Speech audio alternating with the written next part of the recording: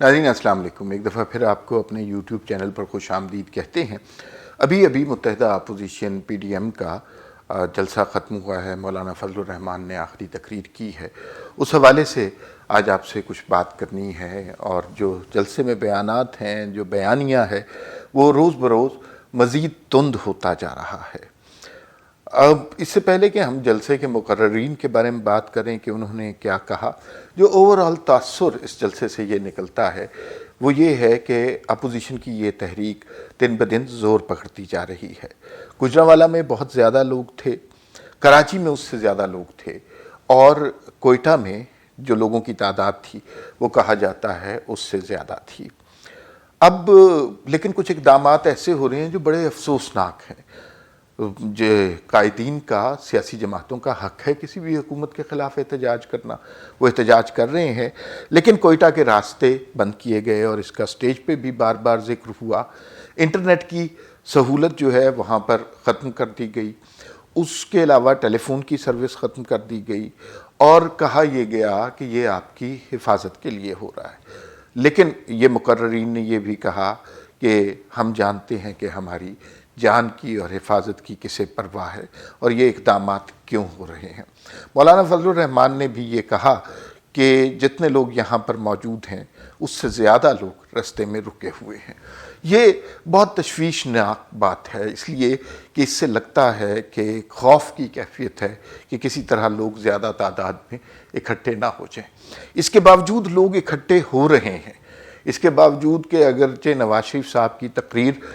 ٹیلی vision پہ دکھائی نہیں جا رہی اور کچھ چینلز کے ویڈیو لنک پر بھی وہ نہیں دکھائی جا رہی، اس کے باوجود لوگ تلاش کر کے اس تقریر کو، اس بیانیے کو سن رہے ہیں، اس کو فالو کر رہے ہیں۔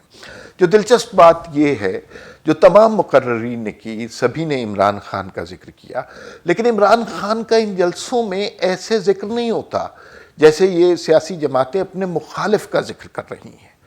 عمران خان کا ذکر ایسے ہوتا ہے جیسے کسی کٹ پتلی کا ذکر ہو رہا ہے، جیسے کسی کھلونے کا ذکر ہو رہا ہے، کہ جیسے کسی بچے کا ذکر ہو رہا ہے جو دو بڑوں کی لڑائی میں کبھی اسے کہتا ہے مکہ مارو، کبھی اسے کہتا ہے پچھاڑ دو، اس کی اپنی حیثیت کچھ بھی نہیں ہے۔ عمران خان اور ان کی سلیکٹڈ حکومت اب ایک تماشا بن چکی ہے، اور اس کے بارے میں جیسے جیسے اپوزیشن کی یہ تحریک آگے جاتی جا رہی ہے، لوگوں کے ذہنوں میں بالکل کلیئر ہوتا جا رہا ہے کہ عمران خان کی حیثیت سوائے موجودہ اسٹیبلشمنٹ کے سیاسی ترجمان کی کوئی ان کی اور حیثیت نہیں ہے۔ دوسری بات یہ ہے کہ اسٹیبلشمنٹ پہ اب بہت زیادہ پریشر پڑتا جا رہا ہے۔ اب جس طرح لوگ کھل کر نام لے رہے ہیں، یہ پہلے نہیں ہوتا تھا، لیکن جس طرح لوگ کھل کر نام لے رہے ہیں، جس طرح اس سلیکٹڈ حکومت کے لانے والوں کو الزام دے رہے ہیں، وہ اب بات بہت زیادہ کھل گئی ہے۔ اور خاص طور پہ retired lieutenant general Asim Bajwa کے حوالے سے جو بات ہو رہی ہے، تو اب ان کے پاس کوئی اخلاقی جواز نہیں ہے سی پیک کے چیئرمین کے طور پر رہنے کا۔ میرے خیال میں ان کو پہلی فرصت میں ان جلسوں کو سن کر، دیکھ کر، عوام کا رویہ دیکھ کر اپنی پوزیشن سے مستعفی ہو جانا چاہیے، اور اپنے اثاثوں کی وجوہات بیان کرنی چاہیے، ان کی رسیدیں پیش کرنی چاہیے، تاکہ اگر کوئی یہ غلط بات ہو رہی ہے تو وہ کلیئر ہو، اور اگر وہ ان پہ الزام آتا ہے تو وہ الزام کو قبول کریں اور اپنے وضاحت پیش کریں۔ تو یہ تو دو چیزیں بڑی واضح نظر آ رہی ہیں۔ ایک تو یہ ہے کہ عمران خان کو کوئی سیریسلی ہدف نہیں مان رہا، کوئی انہیں مخالف نہیں سمجھ رہا، ان کو ایک کٹ پتلی کے طور پر ذکر ہو رہا ہے۔ اور دوسرا یہ ہے کہ عاصم باجوہ کے حوالے سے بات اب بہت بڑھ گئی ہے، میرے خیال میں ان کو مستعفی ہو جانا چاہیے۔ جو آج تقاریر کی گئی اس میں بلوچستان کے حوالے سے جو مظالم ہوئے ہیں ماضی میں، ان کا بہت ذکر ہوا۔ اس میں ذکر ہوا کہ کس طرح مسنگ پرسن یہاں پر غائب ہو جاتے ہیں، لوگ لاپتہ ہو جاتے ہیں، اور ایک سال نہیں دہائیوں ان کے گھر والے ان کا انتظار کرتے رہتے ہیں۔ یہ بڑا سیریس مسئلہ ہے، اس پر بات ہونی چاہیے۔ پھر اس کے بعد جب مقررین نے تقاریر کی ہیں تو ایک بیان جو ہلری کلنٹن نے پچھلے دنوں دیا تھا اس کی بڑی بازگشت سنی گئی۔ محمود خان اچکزئی نے بھی اس کا ذکر کیا اور مولانا فضل الرحمان نے بھی اس کا ذکر کیا، اور اس میں بیسیکلی ڈیپ سٹیٹ کی ڈیفینیشن بیان کی گئی تھی۔ ہلری کلنٹن نے اپنے بیان میں یہ کہا تھا کہ ڈیپ سٹیٹ پاکستان جیسے ملکوں میں ہوتی ہے جہاں بنیادی طور پر حکومت فوج اور انٹیلیجنس ایجنسیاں چلا رہی ہوتی ہیں، اور وہ کسی بھی سیاسی قوت کو ابھرنے نہیں دیتی، اور اگر کوئی سیاسی حکومت آتی ہے تو ان کو قابو میں رکھنے کے لیے مختلف طریقوں سے انتقام لیا جاتا ہے۔ بلاول بھٹو نے جو باتیں کہیں اس میں سب سے امپورٹنٹ بات تو یہ تھی کہ بلاول بھٹو نے اس جلسے سے خطاب کیا، اور وہ جو توقعات لوگوں نے لگائی ہوئی تھیں کہ پی ڈی ایم میں اختلاف ہو رہا ہے اور پیپلز پارٹی نے اپنی راہیں جدا کر لی ہیں، وہ کسی ڈیل کے متلاشی ہیں، ایسی بات بالکل نہیں ہے، اور بلاول بھٹو نے بالکل واضح کر دیا اپنی تقریر کے آغاز میں ہی۔ اس کے بعد بلاول بھٹو نے ٹائیگر فورس کی بہت کھچائی کی ہے۔ انہوں نے واضح طور پہ کہا کہ ہم اپنی فوج کو عمران خان کی ٹائیگر فورس نہیں بننے دیں گے، ہم ISI کو ٹائیگر فورس نہیں بننے دیں گے۔ تو یہ بنیادی طور پر ایک طرح سے عمران خان کا نام لے کے کچھ اور لوگوں کو پیغام دیا کہ اس حکومت کی جس طرح آپ پشت پناہی کر رہے ہیں، جس طرح آپ ایک پیج کا نعرہ لگاتے ہیں، اس ایک پیج کے نعرے سے اب آپ کو دستبردار ہو جانا چاہیے۔ جلسے میں مریم نواز کی تقریر بہت اہم تھی، اور اس میں سب سے اہم بات یہ تھی کہ انہوں نے اپنی تقریر کا ابتدائیہ جو دیا وہ فرانس میں جو تکلیف دہ واقعات ہوئے ہیں، نبی اکرم صلی اللہ علیہ وآلہ وسلم کے حوالے سے جو خاکے بنائے گئے ہیں، جو گستاخانہ اقدامات کیے ہیں، انہوں نے اس کی بھرپور مذمت کی۔ یہ ایک بڑے لیڈر کی نشانی ہے کہ وہ عالمی فورم پر بھی نظر رکھے۔ مریم نواز نے یہاں سے اپنی بات کا آغاز کیا۔ پھر انہوں نے جو بڑی اچھی بات کی، انہوں نے کہا کہ مجھے ایک بچی ملی جس کے 3 بھائی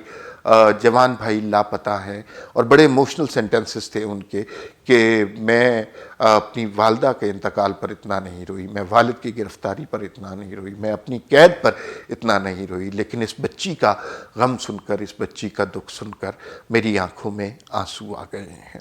مولانا فضل الرحمان نے بہت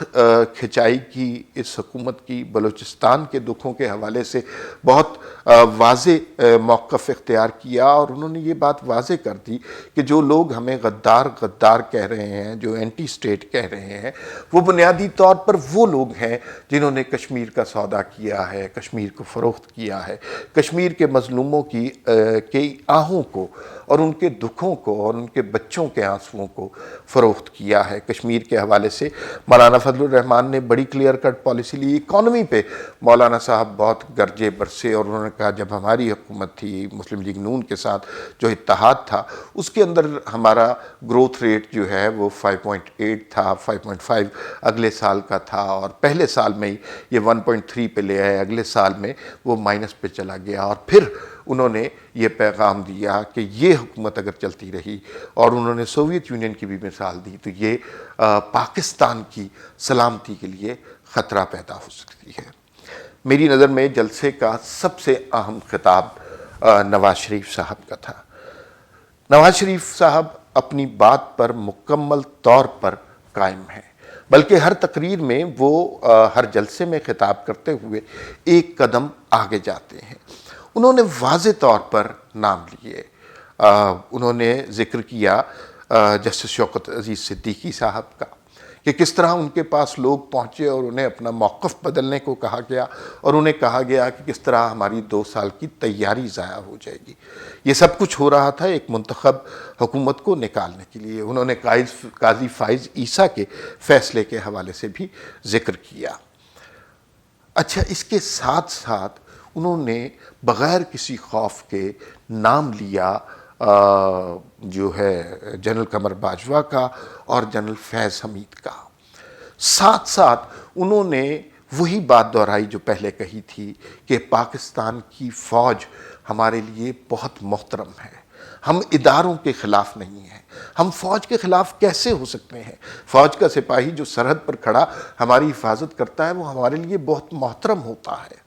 لیکن جو آئین شکنی کرتا ہے، جو سیاست میں مداخلت کرتا ہے، وہ اپنے حلف سے بھی روگردانی کرتا ہے، اس آئین کو توڑنے کا سبب بھی ہوتا ہے۔ یہ باتیں نواز شریف نے کہیں، اس کے علاوہ انہوں نے 3 لوگوں کو بڑے واضح پیغام دیے۔ ایک تو انہوں نے فوج کے لوگوں کو پیغام دیا، انہوں نے کہا کہ جس طرح ہم ہر فوجی کا احترام کرتے ہیں، اس طرح ہر فوجی کے لیے بھی ضروری ہے کہ ان افسران کی بات مانے جو آئین پر عمل کرتے ہیں، جو پاکستان کی ریاست پر یقین رکھتے ہیں اور اس کے قوانین پر عمل پیرا ہوتے ہیں۔ دوسرا پیغام انہوں نے دیا سول سرونٹس کے حوالے سے۔ انہوں نے بہت اپریشیٹ کیا کہ سندھ کی پولیس نے جس طرح بہادری سے اکٹھے ہو کر کام کرنے سے انکار کر دیا، اس سے یہ پتہ چلتا ہے کہ سول سرونٹس بھی اپنے آپ کو تضحیک، توہین اور تمسخر سے بچا سکتے ہیں۔ یہ پیغام ان کا سول سرونٹس کے لیے تھا کہ آپ کو کوئی بھی غیر آئینی کام کرنے کے لیے کہے تو وہ نہ کہے۔ تیسرا پیغام ان کا عوام کے لیے تھا، جس کی پہلی لائن بہت زبردست تھی۔ انہوں نے کہا کہ یہ جو ہماری فوج ہے، اس کی دل و جان سے عزت کریں، احترام کریں، ان سے محبت کریں، انہیں سلیوٹ کریں، لیکن اس میں سے چند کردار ایسے ہیں جو جمہوریت کے خلاف ہیں، جو آئین کے خلاف ہیں، جو پی ٹی وی پر حملہ کرتے ہیں، جنہوں نے کارگل جیسے اقدامات کیے جس سے بے تحاشا پاکستان کے فوجیوں کی جان گئی ہے۔ تو انہوں نے ان کو مخاطب کر کے کہا کہ اس فوجی کا ضرور احترام کریں کہ جو سرحد پر ہماری حفاظت کرتا ہے۔